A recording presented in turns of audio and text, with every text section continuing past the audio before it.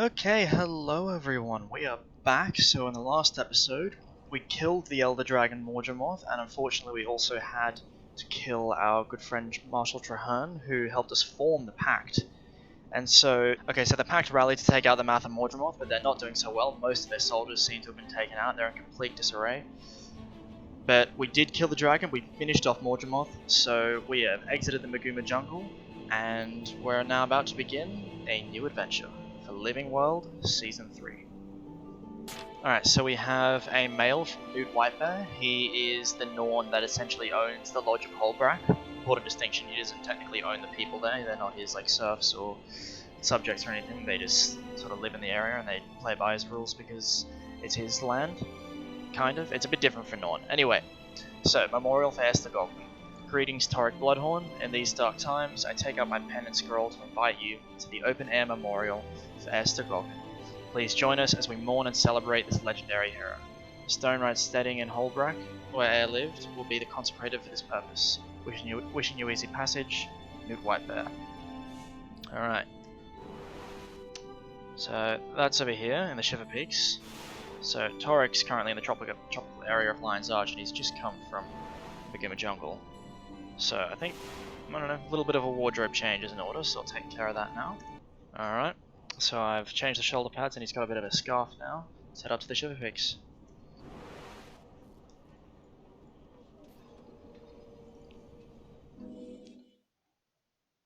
Yeah, so hopefully you may notice the quality is a bit better. At least I hope it is. I've changed the recording software I used and fiddled with the settings a bit. So hopefully I'll be able to yield a much better quality of video. The blur, there was quite a lot of blur. I think that's because my bitrate was not as good as it could be. And in the new recording software, I've corrected that. Or at least it should be managing it according to what my graphics card can handle. Maybe someone who actually understands how PCs work will have just vomited in disgust at whatever the hell I just said. But yeah, I have no idea what I'm doing. And if anyone has watched the previous episodes, they are well aware of that. So welcome to my series. Now, alright, there's Memorial. Yeah, well, there's Homestead.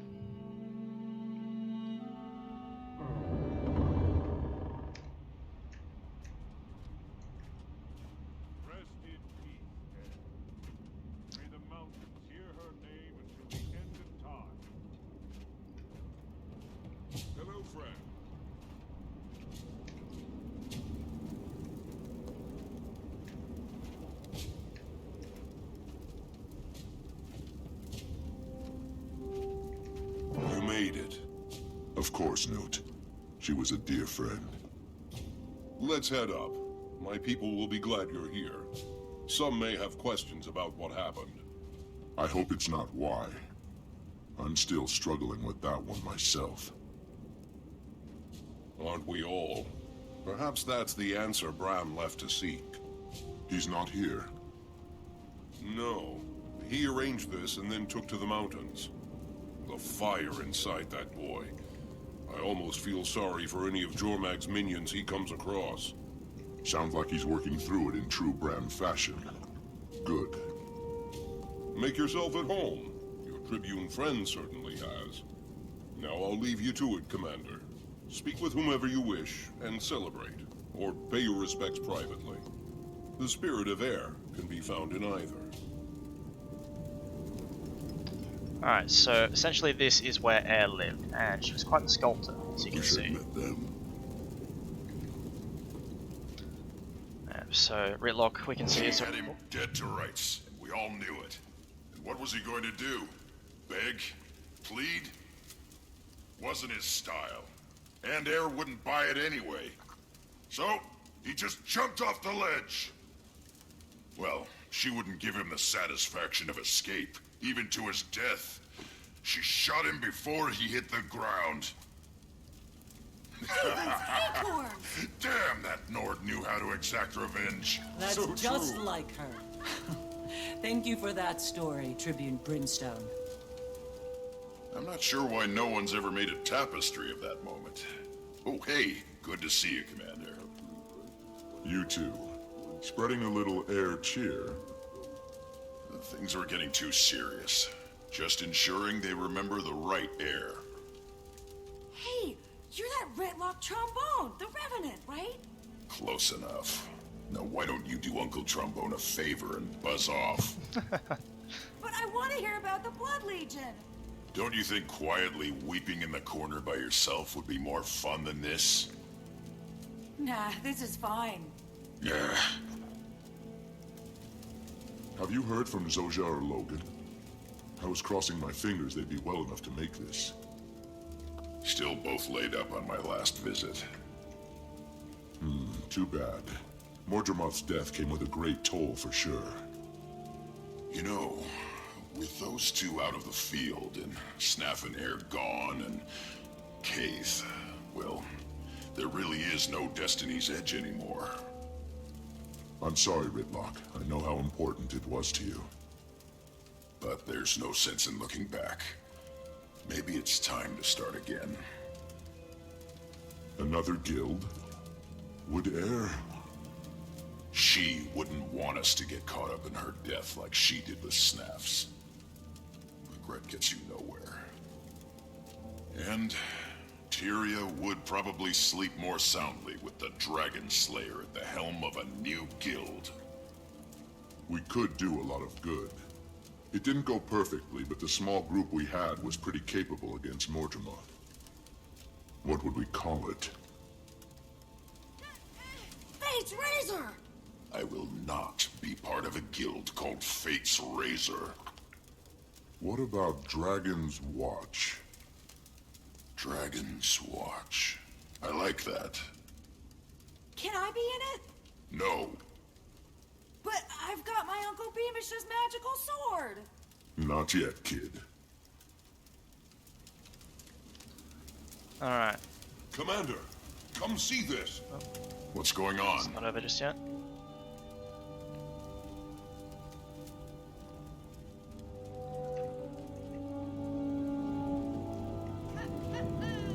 It's Garth. He came home. To Eir.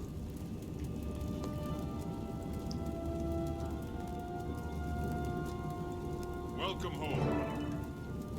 So Garm was Air's wolf. I can't believe it. So she's a ranger, this was her pet. Garm's been with her for pretty much his entire life. And a lot of hers. He's very famous, just like her. Rocks! You and Garm! Commander, what are you doing here? What did I walk into? A memorial for Eir. Rest You in couldn't peace, have brought Eir. a better gift. May the mountains hear Yeah. our name until Nice the end work, of soldier. time. We're both tired and hungry. Wasn't expecting all this. Garm's hurt too. We should get him healing as soon as possible. What can I do to help? I'll send for a healer. In the meantime, there's plenty of food around. I'll do it. Rocks, you rest. Alright, let's just reassure him quickly. Hungry, Garm? Alright, so, a lot to unpack there.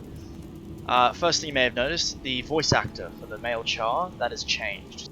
It's actually, I prefer this voice actor because I think the last one was in The Legend of Korra, like the Avatar The Last Airbender sequel. So every time I heard Toric speak before this, like the male Char, I just thought of this character, and so I'm glad he has his sort of his own identity now in my head. And also, Ritlock seems to, because he like Cantha is fucked off, really. No one really knows what to do about her, because even though Mordremoth's gone, I mean, she could be a vegetable, like a brain dead vegetable. I mean, by now, like she's broken everyone's trust.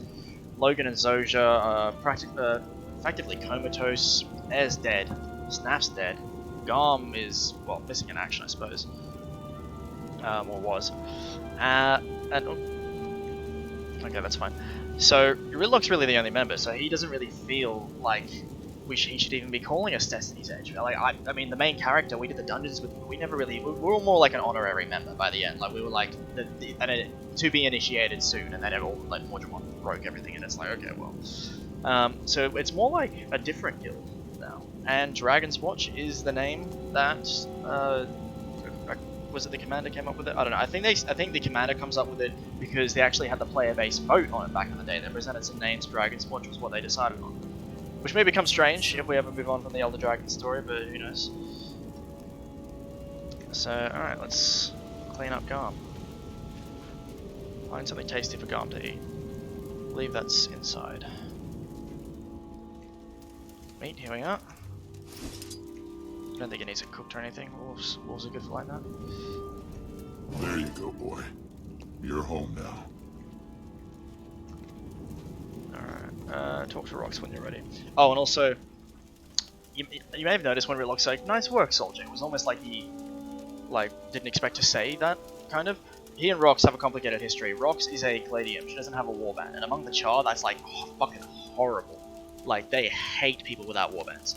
It effectively means you don't even have a place in the legions, and that's their life. It's almost like the equivalent of, say, being kicked out of the church would be, back in the medieval era. That's the end of your world.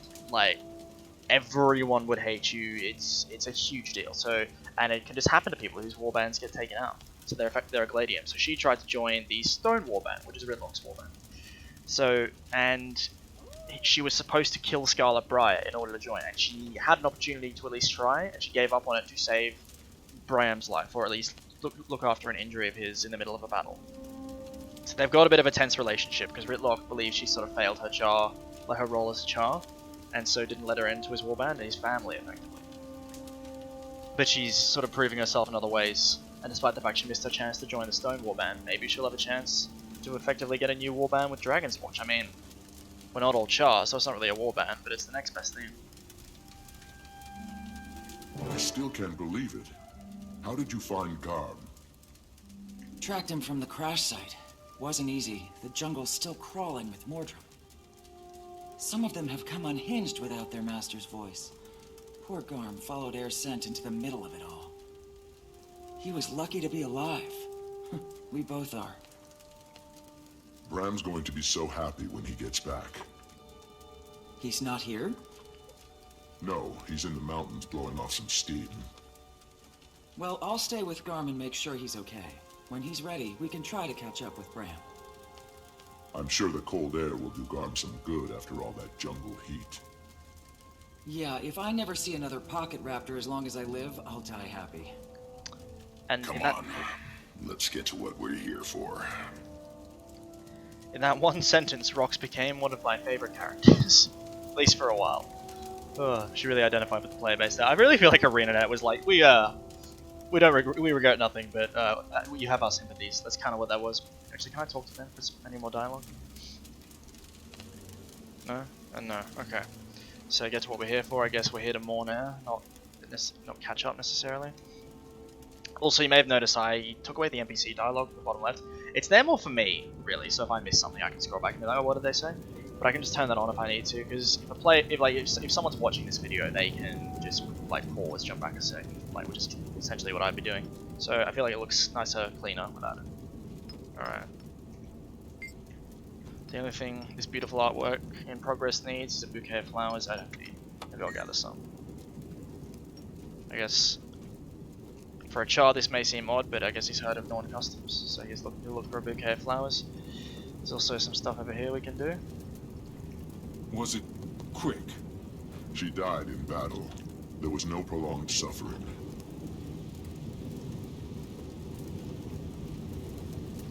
Alright, let's talk to this woman. Would you mind bringing me some hot water? Garm has blood and dirt caked all over him. It can help you wash him if you like. I'd be delighted. Guess Torik's got a soft spot for animals, or maybe he's got a soft spot for creatures with fur and he's like, yeah, that's rough. Gotta get that shit out. So let's give him a wash. Who let that wolf in here? It smells awful. That's Eir's pet, Garm. Oh my. I'm sorry. I mean, he's lovely. Let's just get the water on. Maybe Garm will feel a bit better. He must have heard me. Sorry, Garm. Yeah. Speaking of him, must have hearing them, possibly hearing them. I think they do set up in one of the books that Garm is smarter than the average wolf. He seems to be like a dire wolf. History. He's like a direwolf sort of thing, because he's much bigger than an average wolf, I believe. So, and he seems to be a bit more intelligent, so imagine the odd sentence he'd get, maybe. Kind of like a baby, because babies understand more than you'd think. I have a 2-year-old brother, and he is smarter than you'd think. Like, sometimes we'll say a full sentence, and he actually will get it. He'll, like, respond to it, like, exactly. Like, oh, do you want to go do this? He'll go and do it. Like, not just one word. So, I don't know. Maybe Garm is smarter than you would expect. Sort of. Okay, let's put the flowers here. As you can see, this bar is ticking up as we do things to sort of honor Eir's memory or do her a favor from beyond. Alright. And this channeling the spirits of the wild to honor Eir is sort of you create a sculpture of her. And I don't feel like that fits Torik's sort of thing. I don't think you wouldn't be able to channel spirits of the wild, so let's talk to someone else. Greetings.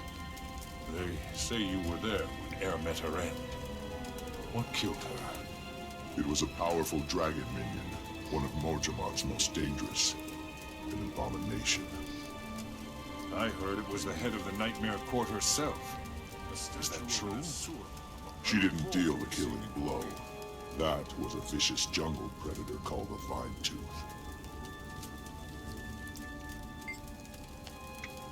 Go to White Bear Enchantress, to Destroyer of the Flesh River Lord, Titus Minimize, and all mine there should be the Edge of Heroes. Okay, so yeah, so these sculptures there are of either prominent heroes of the Norn, like Jorah, she's a huge character from the first game.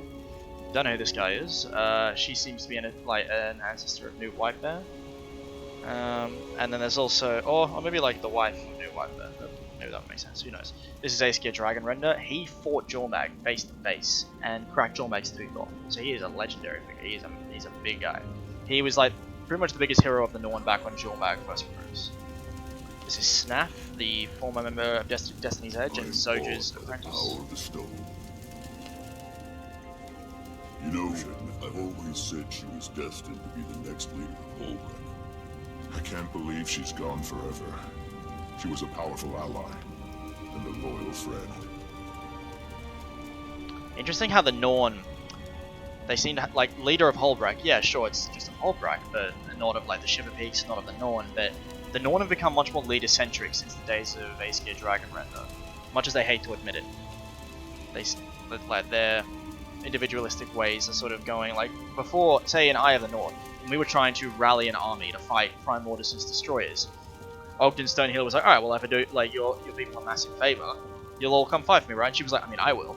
She was like, but I just killed a massive ice brood minion, therefore like surely like that was terrorizing everyone. Surely your people all think they kind of owe me a solid. She's like, well no, not really, we don't operate like that. I think I owe you a solid, no one else really cares. He's like, well what about your military? How do your people defend themselves? She's like, we don't have one. Like, he's like, what if someone invades? It's like, I mean, people might deal with it, people might not. Like, we don't have any authority over each other. So Jorah helped, some others, I can't remember, some others helped, but yeah, it's difficult. These days though, they're in like the Vigil, which is a military and so on. And like there's Wolfborn, the guards who protect Hoelbrak, so they are changing quite a lot. So it seems they've banded together much more in an attempt to survive the Elder Dragons. Well, I'll read that. Statue of an Elders of Asurois features mischievous, kind, and careworn. An area on the statue has been left open for inscription. Above this space is the simple Snaff and nothing more. Yeah, Eir was very close with Snaff. They were kind of like the two leaders of Destiny's Edge, if I remember. And she felt responsible for his death for a long time. Maybe still does, I'm not sure. Or Maybe still did. you can explain it. I still don't understand why they didn't bring Eir's body back for a proper send-off. We couldn't risk her turning. Her cub Bram took care of her himself. He honored her remains, I assure you. I thought only Sylvari were vulnerable to Mordremoth's corruption. No, everyone was vulnerable. Anyone, Sylvari or not, could be attached to one of their blighting trees. The trees created duplicates of people to serve Mordremoth. It was awful. We didn't see too much of that with like humanoid creatures like with the Pact, but we did actually see quite a bit of that with the local wildlife and the Idsel. I guess we weren't there long enough to really make an army out of the Pact. Let's talk to this person. I love music. If the spirit moves you, feel free to perform a dance in honor of our dear departed friend. Perhaps I will. Don't feel like that fits Torik's style either. Alright, for immersion reasons, pretend this isn't happening. But let's just...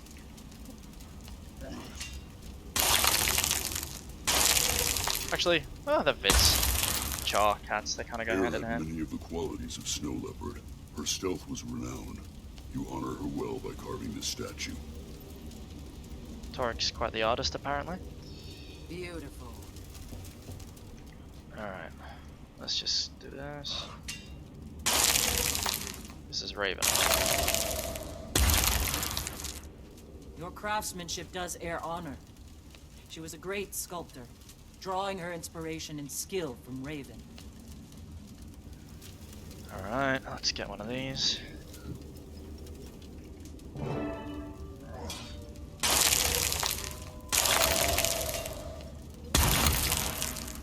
One day, Wolf chose my Eir at a tomb young will age. stand in stone. You honor her. This spirit recalls the importance Alright. of that. So there's also quite a lot of dialogue here. She says, would you care to say a few words about Eir? Maybe in a minute. And so, there's quite a bit of dialogue about Eir here. Like a lot of backstory, also the way she died. I'm going to play that dialogue, because I think it gives a lot of depth to Eir, but I will put a timestamp on the screen for where I skip to the speech, which moves along the main plot a lot more. I know your story. The jungle dragon was stirring, and you carried Glint's egg to safety. I can only imagine your feelings of hope as the pact rallied against Mordremoth. Your sorrow when they failed. You gathered your hunting party and took the fight to the heart of the jungle. The beloved hunter we celebrate today, Eir Stegalkin, was felled forever. And a revered leader sacrificed himself to help all of Tyria.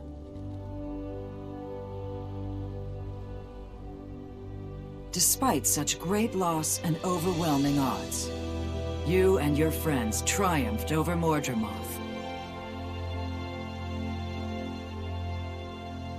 Today is a day of celebration and of mourning.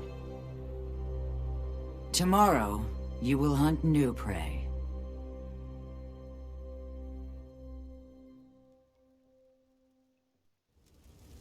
So that's something of a recap of the events of Heart of Thorns.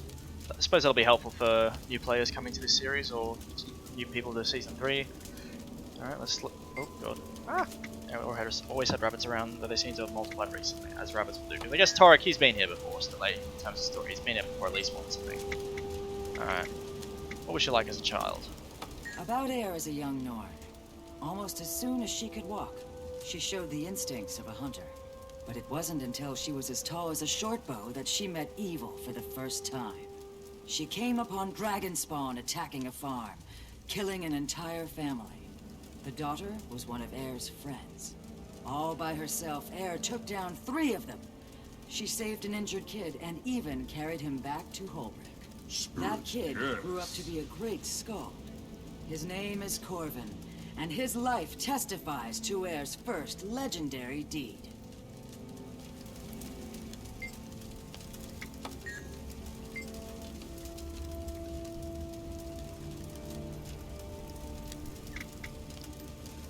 What put her on the path to greatness? Legendary. Big story for a Norn.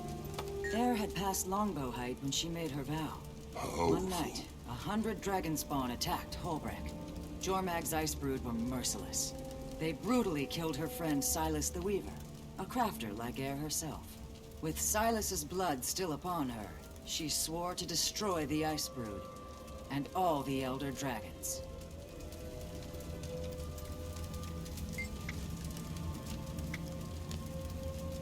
I'll tell you how Destiny's Edge came to be.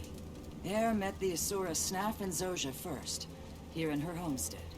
They came to commission a stone carving of Snaf's head. During the sittings in Radasum, they became friends. Then the 3, and Garm, returned to Hoelbrak together. I'll never forget how they shocked the citizens of Hoelbrak when they emerged from the Asura Gate. Snaf and Zojja each rode inside enormous scholars with the stone heads Eir had sculpted for them. They raided a frigid dragon spawn cave, and a lasting friendship was forged amid the icy shards of bitter combat. Many ice brood fell that day, but still, Eir failed to kill Jormag's lieutenant. The 3, nay 4, Counting Garm, limped back to Hoelbrak, having lost their golems and their pride.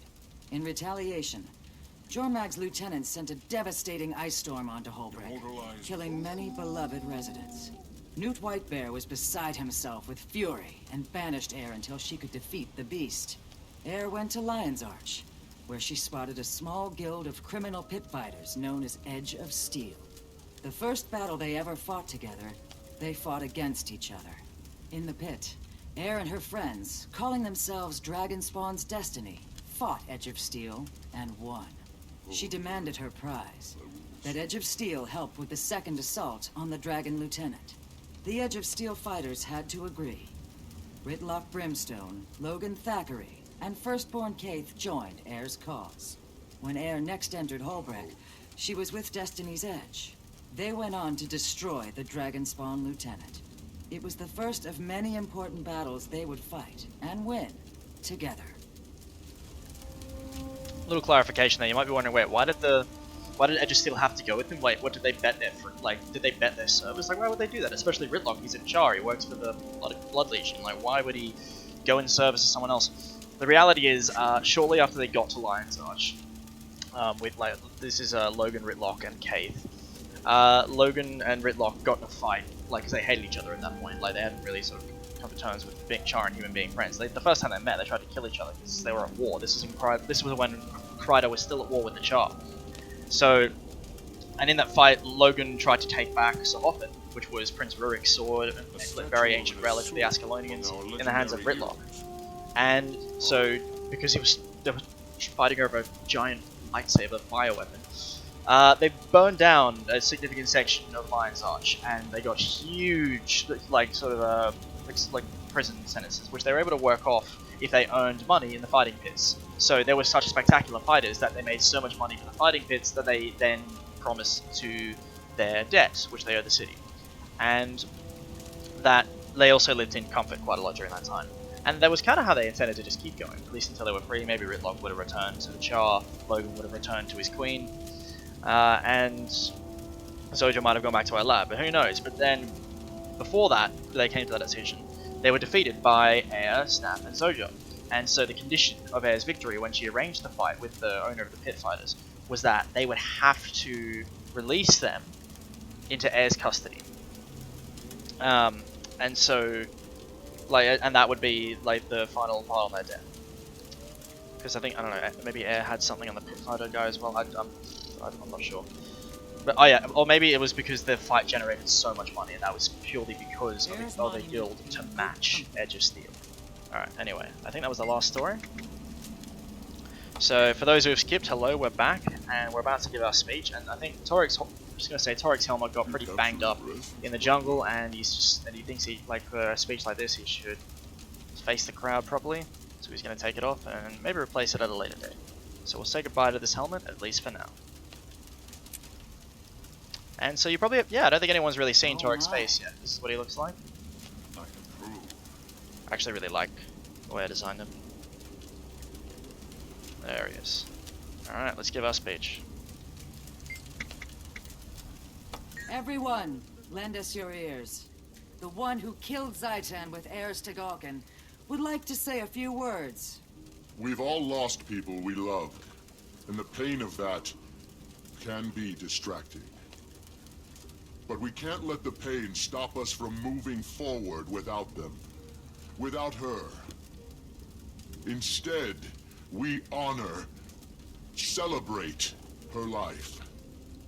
The gift that she was. Eir is a part of me. A part of us all. How do we dignify that? By living the rest of our own lives larger, better, bolder. We love, we laugh, we defend our world, and we fight for what is right. We do what she would have done. Homesteaders, hunters, heroes all, to Eir! To Eir. To Eir!